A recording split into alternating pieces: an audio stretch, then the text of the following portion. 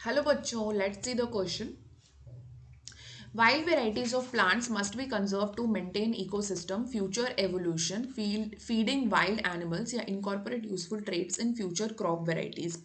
तो wild varieties of plants जो है उनको क्यों हमें कंजर्व करना चाहिए, क्या इम्पोर्टेंस है उनको कंजर्व करने की। सो देखिए, ऑप्शन ए में लिखा है टू मेंटेन द इकोसिस्टम। अब हमें कुछ क्वेश्चंस में क्या होता है ना कि हमें ये देखना होता है कि कौन सा ऑप्शन ज़्यादा सही है, वो हम ज़्यादा यहाँ पे देखना है।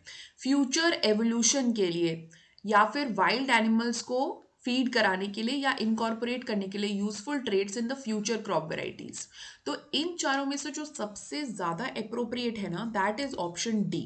अब कैसे होगा, क्या मतलब है इसका, तो वो देख लेते हैं। तो वाइल्ड वेराइटीज ऑफ प्लांट्स वो होती है जो ओरिजिनल वेराइटी ऑफ प्लांट्स उग रही होती है ना, वो होती हैं वाइल्ड वेराइटीज, जिसमें कोई ह्यूमन इंटरवेंशन नहीं होता।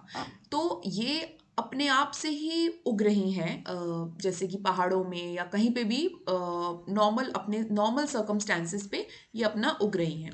अब हम लोग क्या करते हैं, जैसे कि आपको पता है कि बाद में जब एग्रीकल्चर आया, जब ह्यूमन ने एक प्रॉपर एग्रीकल्चर करना स्टार्ट किया, तो उन्होंने क्या किया कि ये ही वाइल्ड वेराइटीज को लेके इसमें कुछ उसको चेंज, उनके एक न्यू टाइप के इन्वायरमेंट में उसमें कुछ कुछ चेंज करके उसको ज़्यादा पोर्शंस में उगाया।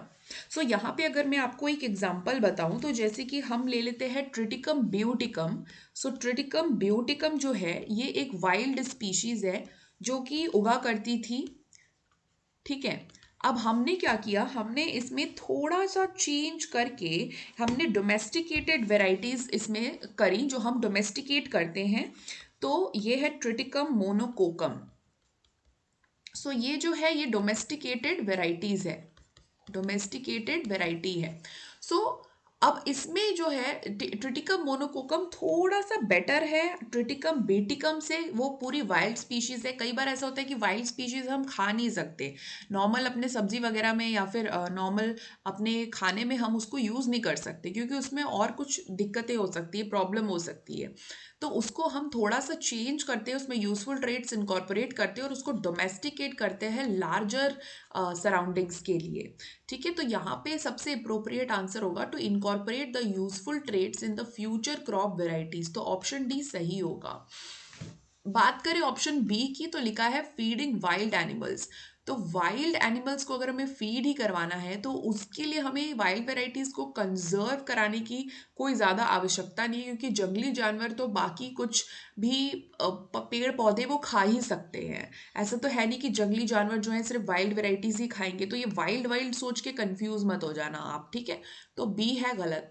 सी की बात करें तो फ्यूचर एवोल्यूशन यानी आने वाले समय में जो चेंज होएगा उसके लिए, तो ये भी एग्जैक्ट आंसर नहीं है।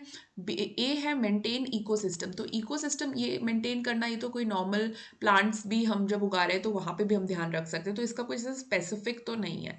तो इसलिए ऑप्शन डी यहाँ पे सही जवाब होगा। सो बेस्ट ऑफ लक बच्चों।